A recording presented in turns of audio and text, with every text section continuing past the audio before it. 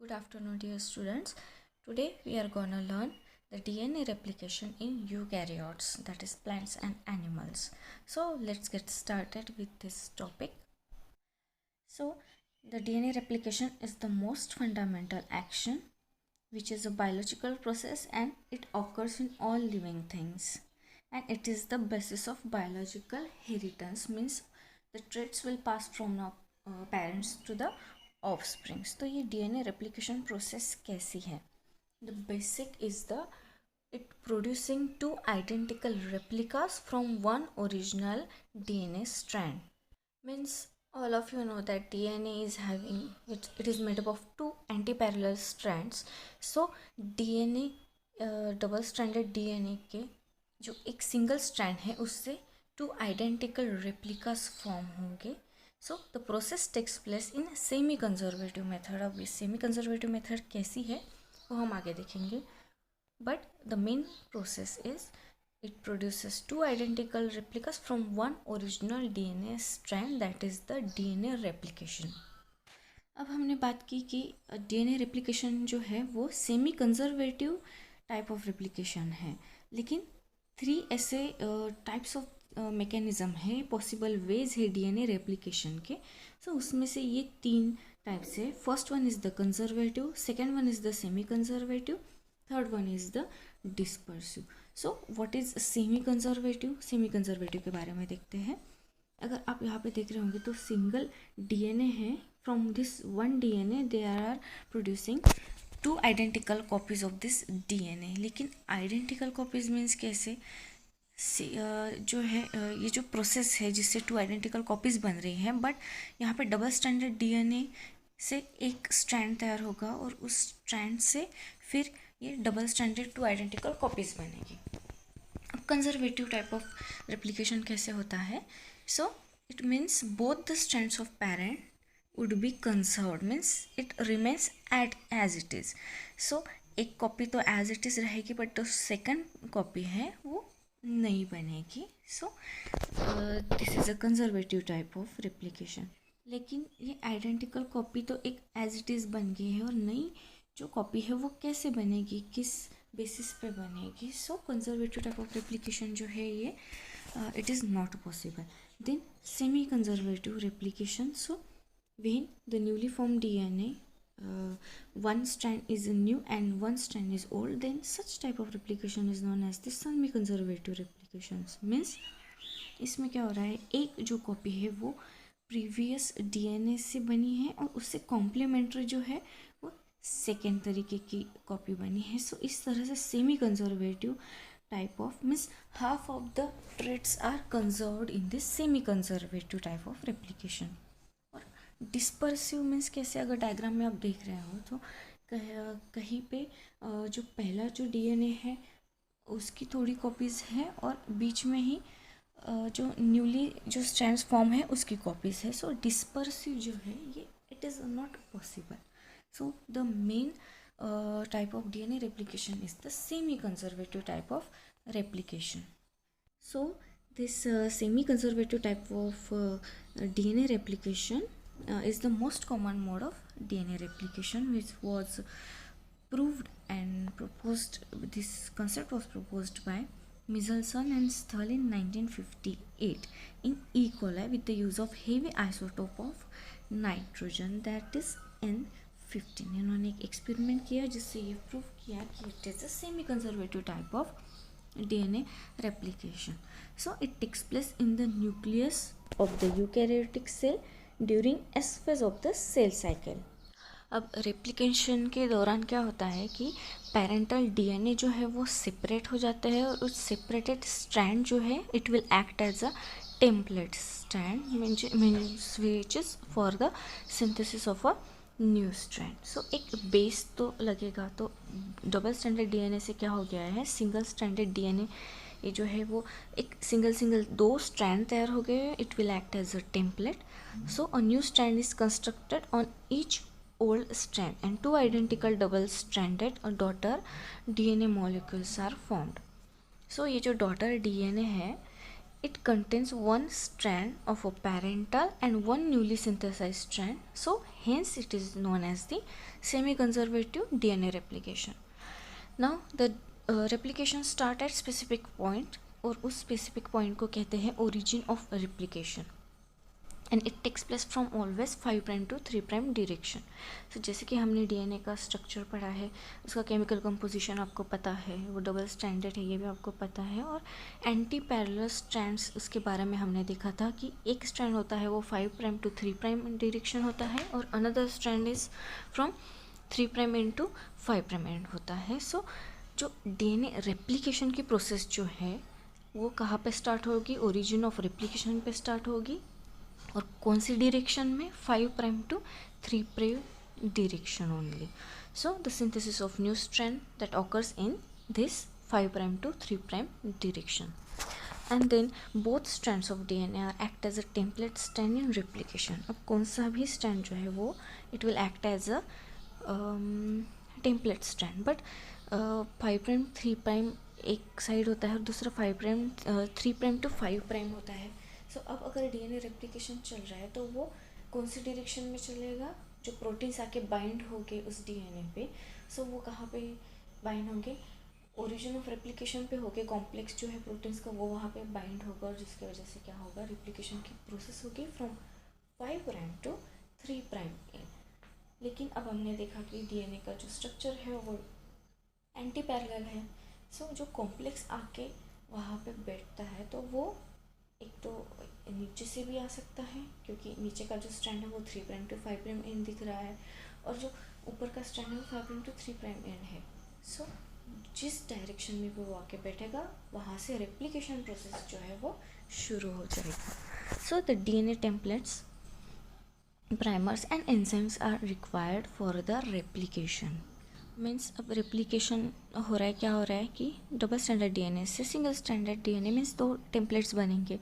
So basic हमें template मिल गया है. उसके बाद क्या होगा कि ओरिजिन ऑफ रेप्लिकेशन जहाँ पे आके प्राइमर्स लगेंगे कि जिसकी वजह से जो है वो प्रोसेस शुरू हो सकती है.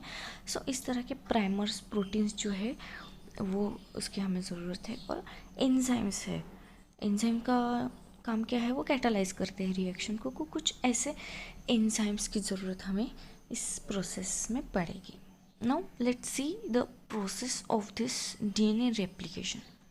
So the DNA replication, like all other biological processes, proceed in 3 coordinated process. So सबसे पहले जो है वो obviously initiation होगा, फिर डीएनए रेप्लिकेशन का इलोंगेशन होगा, और कहीं पे जो है ये डीएनए रेप्लिकेशन प्रोसेस स्टॉप होनी चाहिए. So third one is the termination. So initiation, elongation और टर्मिनेशन ये कोऑर्डिनेटेड प्रोसेस है.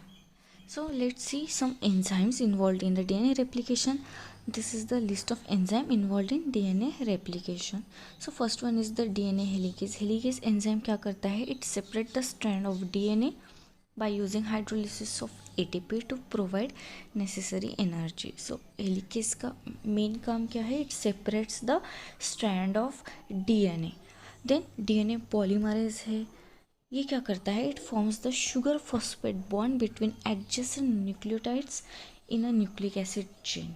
So it is a DNA polymerase. So ये जो डीएनए पॉलीमरेज है ये 3 टाइप के होते हैं, डीएनए पॉलीमरेज 1, 2 एंड 3. सो जो डीएनए पॉलीमरेज 1 है वो क्या करता है, it removes the DNA primer and फिल्स the gap between Okazaki fragments. अब ओकाज़ाकी फ्रैगमेंट्स क्या है ये बाद में कंसेप्ट पढ़ेंगे. अब डीएनए पॉलीमरेज 2 क्या करता है, it acts like a DNA polymerase 1 but it is the DNA repair enzyme. The main enzyme is DNA polymerase 3 which plays an important role in DNA replication. Means ये क्या करता है, it is responsible for the elongation of DNA strand in 5' to 3' direction. So DNA polymerase 3 का काम यही है कि वो इलोंगेशन करता है प्रोसेस का फ्रॉम एक ही direction, that is 5' to 3' end. So this enzyme can not initiate the DNA synthesis. वो डीएनए सिंथेसिस का काम नहीं करता है, लेकिन डीएनए पॉलीमरेज का काम क्या है, वो इलोंगेशन का काम करता है फ्रॉम 5' to 3' एंड. वो बाद में देखते हैं कैसे। Next one is the DNA clamp. अभी क्लैम्प लोडर कैसे है, प्रोकैरियोट्स में कौन से है, बहुत सारे प्रोटीन्स होते हैं क्लैम्प लोडर की, जो प्रोटीन्स को है वहाँ पे हेल्ड करके का काम रखते हैं, लेकिन ये इसके बारे में हम डिटेल में नहीं पढ़ेंगे, ये आपको बाद में एमएससी में पढ़ने को मिलेगा। अभी फ़िलहाल इतना याद रखिए कि डीएनए हेलिकेज एंजाइम है, डीएनए पॉलीमरेज का क्या काम है। नेक्स्ट प्रोटीन है जो सिंगल स्टैंडर्ड बाइंडिंग प्रोटीन कहते हैं, इसके नाम में इसका मीनिंग छुपा है, सिंगल स्टैंडर्ड बाइंडिंग प्रोटीन। जैसे ही डबल स्टैंडर्ड डीएनए का सिंगल स्टैंडर्ड डीएनए तैयार हो गया, मीन्स टेम्पलेट हो गया, मीन्स क्या हो गया है, वहाँ पे हाइड्रोजन बॉन्ड्स जो है वो कट हो गए डीएनए के बीच में से, और अब एक टेम्पलेट पे जो है नाइट्रोजन बेसिस दिखाई दे रहे हैं। सो ये नाइट्रोजन बेसिस जो है ये क्या होनी चाहिए, इस पर कोई भी टाइप का जो क्या कहते हैं इसे, नाइट्रोजन बेस है वो आके बैठ जाएगा जब ज़रूरत नहीं होगी। मीन्स डीएनए का अनवाइंडिंग होने के पहले ही वहाँ पे अगर कुछ आके बैठ गया तो it will be difficult to form a new daughter DNA. So जिसके वजह से इसे प्रोटेक्ट करने का काम है, और वो प्रोटेक्ट करने का काम करते हैं SSB proteins, that is single standard binding protein. So इसका मेन फंक्शन है it stabilize the DNA during the DNA replication, वो स्ट्रैंड को स्टेबलाइज करने का काम करते हैं। Then next is the topoisomerase and DNA gyrase, एक और एंजाइम है जो इसके साथ में काम करता है। सो जो टोपोआइसोमरेज है, इसमें टोपोआइसोमरेज 1 है, टोपोआइसोमरेज 2 है, इसके अलग अलग फंक्शंस हैं, बट बेसिकली हम पढ़ते हैं कि व्हाट इज़ टोपोआइसोमरेज। सो ये जो एंजाइम्स है they are required to break super coiling of a DNA. See हमने सबसे पहले जो है डीएनए जो है वो कॉइल्ड फॉर्म में होता है, सुपर कॉइलिंग होती है डीएनए की। सो डीएनए रेप्लिकेशन, हाइड्रोजन बॉन्ड तोड़ने से पहले, दो स्ट्रैंड बनाने से पहले हमें डीएनए की अनवाइंडिंग करनी है। सो ये अनवाइंडिंग जो है ये टोपोआइसोमरेज एंजाइम करते हैं। तो वो क्या करते हैं, एक सिंपल एक निक वहाँ पे प्रोड्यूस करते हैं, जिसकी वजह से क्या है अनवाइंडिंग ऑफ डीएनए जो है वो वहाँ पे होता है। So enzymes which are capable of making such nicks and then rapidly repairing them have been isolated and they are known as the topoisomerase enzyme, and these enzymes catalyze change in the topology of DNA by breaking the one of both strands of a DNA. so ये unwinding का काम करते हैं। So ये है topoisomerase enzyme. Then DNA ligase. अभी DNA ligase enzyme क्या करता है, so it connects the gap of a DNA. तो हमने कहा है कि अनवाइंडिंग ऑफ डीएनए हो गया है, कहीं पे कट लगा है, हमें जितना पोर्शन चाहिए उतना पोर्शन लगा है, बट कहीं पे एक गैप फॉर्म होती है। सो वो गैप फिलिंग का काम डीएनए लाइगेज करता है, कहीं पे भी गैप होने नहीं देता। सो it connects the gap of DNA and it forms the phosphodiester bond between 3' OH and 5' phosphate group of broken DNA. phosphodiester bond आपको पता है कि इनके बीच में होता है। सो वो phosphodiester bond कहाँ पे प्रोड्यूस करेंगे, between 3' OH and 5' phosphate group of broken DNA. So it joins the Okazaki fragments. Okazaki fragments क्या है, see here is the double standard DNA and ये वाई शिफ्ट जो है रेप्लिकेशन जो है वो तैयार होता है after the process of replication. So double standard DNA से सिंगल टेम्पलेट बनना शुरू हो गए हैं, लेकिन क्या होगा कि जो 5' 3' एंड है इस तरह से जो है वो न्यू टेम्पलेट तो बनेगा, लेकिन जो दूसरा टेम्पलेट है वहाँ पे ऐसे फ्रैगमेंट्स बनेंगी। सो लीडिंग स्ट्रैंड इसे कहेंगे, 5' 3' एन डायरेक्शन में जो बन रहा है उसे लीडिंग स्ट्रैंड कहेंगे, और जो 5' 3' अनदर स्ट्रैंड पे जो बन रहा है उसे ओकाजाकी फ्रैगमेंट्स और लैगिंग स्ट्रैंड कहेंगे। So this complete strand is known as the leading strand and the fragmented strand is known as the lagging strand. So this is the overall direction of replication, और इसे हम replication fork कहते हैं। So ये होगी Okazaki fragments.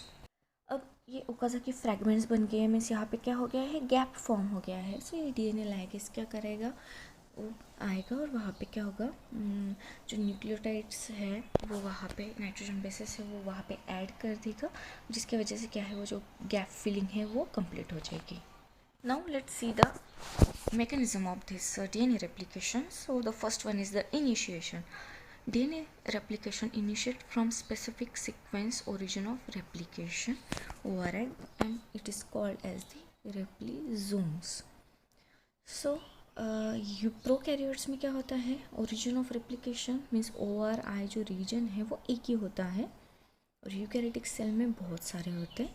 C like this, prokaryotic cell में सिर्फ एक ही ओरिजिन है जहाँ से रेप्लिकेशन जो है वो स्टार्ट होगा, लेकिन यूकैरियोटिक सेल में क्या होता है, बहुत सारे ओरिजिन ऑफ रेप्लिकेशन होता है. So to initiate replication process, multiple replicative proteins must assemble on this replication site. So बहुत सारे प्रोटीन्स हैं वो आके बाइंड होते हैं जिसकी वजह से प्रोसेस स्टार्ट होती है. It leads to formation of pre replication complex. Pre replication complex क्या है? First association of origin recognizing complex that is ORC with replication origin.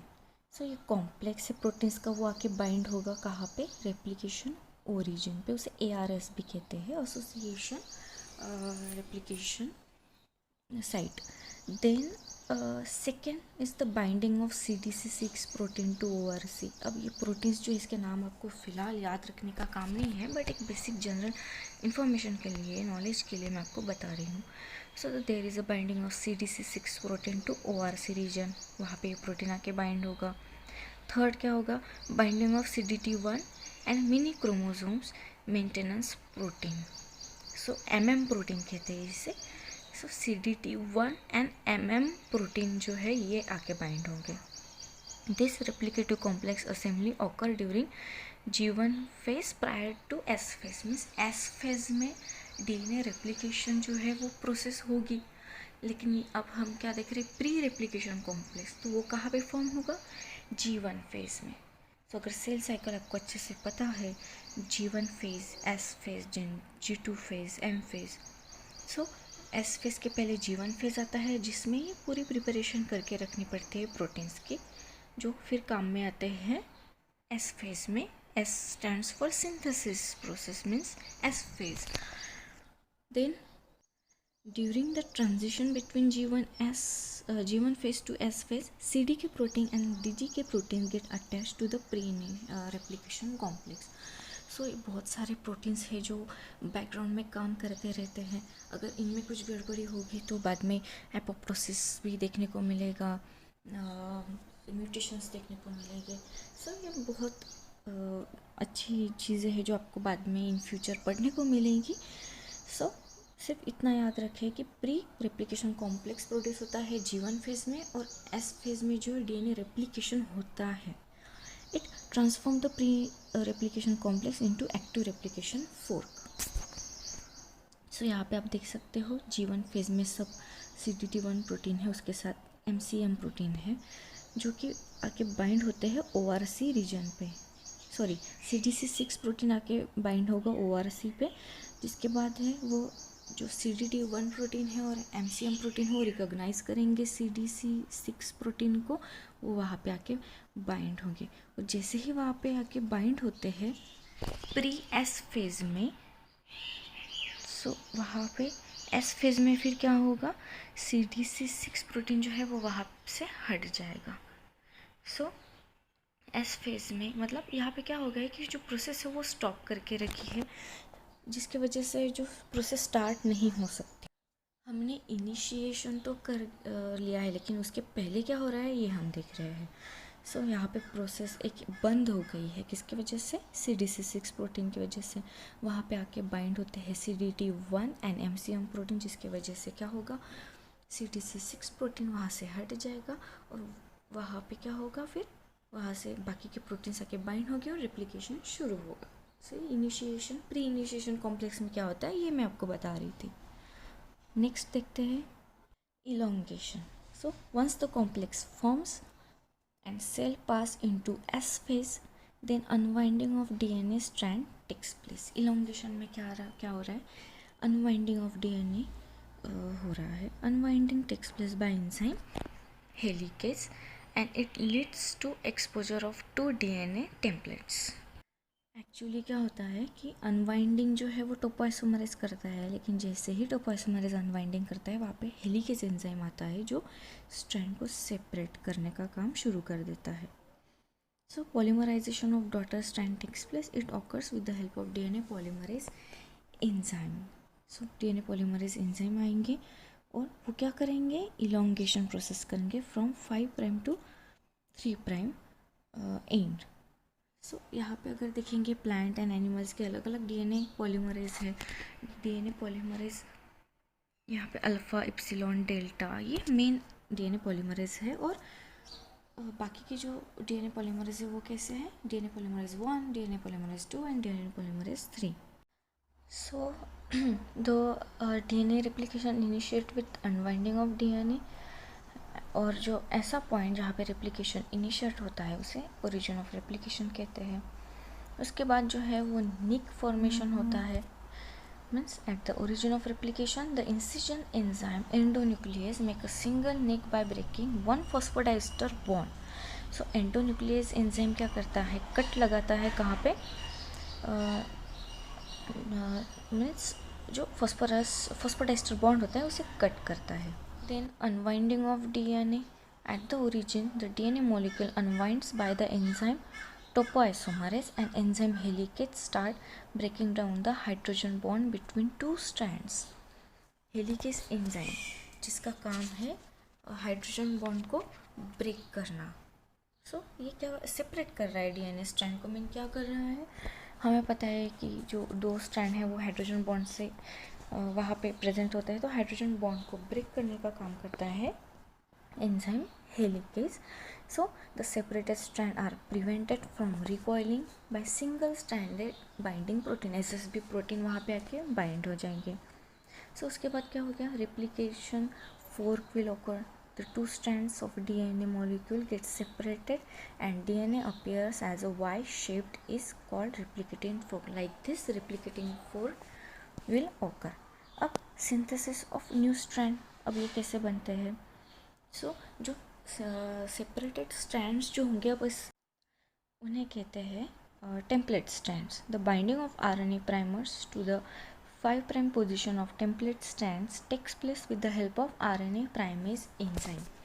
RNA primase एक एंजाइम है जो क्या करता है कि वो RNA प्राइमर प्रोड्यूस करता है. RNA जो है वो सिंगल स्टैंडर्ड होता है, उसमें कुछ सीक्वेंस होगी. तो वो क्या करता है, it binds to the 5 prime position. Then the DNA polymerase enzyme synthesize new DNA strands and old strand by the use of deoxyribose nucleotides. तो बहुत सारी न्यूक्लियोटाइड्स है, ATP, DTP, GTP. So the deoxyribose nucleotides are present in the surrounding nucleoplasm. Appropriate nucleotides are selected from the nucleoplasm and are attached by hydrogen bonds. अब क्या हो गया, leading and lagging strand produce हो गए. The parental DNA strand on which continuous new strand synthesized is called leading strand, and the parental strand on which new strand synthesized in the form of fragments is known as the lagging strand, जिसे हम Okazaki fragments भी कहते हैं. ये जो Okazaki fragments होते हैं they join to form continuous strand with the help of DNA ligase enzyme, and the RNA primer are later on removed by RNase enzyme and the gaps are filled by DNA polymerase enzyme. Now there will be a formation of daughter DNA. The old means parental and the new strand coil around each other to form new daughter DNA molecule. इस तरह से जो है ये यहाँ पे क्या हो गया है, टर्मिनेशन हो गया है. सो टर्मिनेशन ये जो प्रोसेस है बहुत ही कॉम्प्लेक्स होती है यूकैरियोट्स में. Telomerase extend in 3 prime end parental strand beyond the 5 prime end of a daughter. Then it behaves as a origin region means ORI region and recruit telomerase. Telomerase forms RNA complementary base pairs. The process continues and then primase and DNA polymerase helps in further replication. Now अब ये image से समझते हैं, ये double stranded DNA है जिससे Y shape जो replication fork form हो गया, लेकिन कब जो हाइड्रोजन बॉन्ड है वो डीएनए लाइगेज ने ब्रेक किया तब ये सिंगल स्ट्रैंडेड तैयार हो गए। सो एक जो है वो लीडिंग पेरेंटल स्ट्रैंड कहेंगे उसे, पेरेंटल स्ट्रैंड पे जो फॉर्म होगा 5 प्राइम 3 प्राइम एंड तक उसे लीडिंग स्ट्रैंड कहेंगे। और ये लैगिंग पेरेंटल स्ट्रैंड है जिस पे फ्रैगमेंट्स ओकाज़ाकी फ्रैगमेंट्स तैयार होंगे, वहाँ पे हम उसे ओकाज़ाकी फ्रैगमेंट्स कहेंगे। अब क्या हो गया, यहाँ पे सिंगल स्ट्रैंडेड बाइंडिंग प्रोटीन है, यहाँ पे ओरिजिन ऑफ रेप्लिकेशन है, यहाँ पे हेलिकेज एक्टिविटी हो रही है, टोपोआइसोमरेज हो रहा है जो अनवाइंडिंग का काम कर रहा है। टोपोआइसोमरेज ने अनवाइंडिंग की तो हेलिकेज आ गया हाइड्रोजन बॉन्ड तोड़ने के लिए। जैसे ही हाइड्रोजन बॉन्ड ब्रेक होते हैं वैसे ही 2 स्ट्रैंड जो है वो सेपरेट होने लगते हैं। सेपरेट होते ही वहाँ पे क्या हो गया, वहाँ पे जो डीएनए पॉलीमरेज एंजाइम है वो आके synthesize of new strands, new DNA strands form होंगे। तो एक पे तो लीडिंग स्ट्रैंड तैयार होगा, दूसरे पे ओकाज़ाकी फ्रैगमेंट्स तैयार होंगे। एसएसबी प्रोटीन कहाँ पे बाइंड होता है, जहाँ पे भी मीन्स जो प्रिवेंट करने के लिए वो वहाँ पे बाइंड होते हैं आफ्टर रिकॉइलिंग। अब यहाँ पे अगर देखोगे तो पेरेंटल जो स्ट्रैंड है वो ब्लैक कलर्ड में है और जो न्यू सिंथेसाइज स्ट्रैंड है वो ब्लू कलर में है। मीन्स ये क्या है, सेमी कंजर्वेटिव टाइप ऑफ, एक तो ओल्ड स्ट्रैंड है और एक न्यू स्ट्रैंड है। So DNA replication in eukaryotes कैसा है, semi conservative type. So this was all about the replication of DNA in eukaryotes. अब नेक्स्ट लेक्चर में हम डीएनए पैकेजिंग पढ़ेंगे, न्यूक्लियोसोम एंड सोलेनॉइड मॉडल पढ़ेंगे। So till then see you.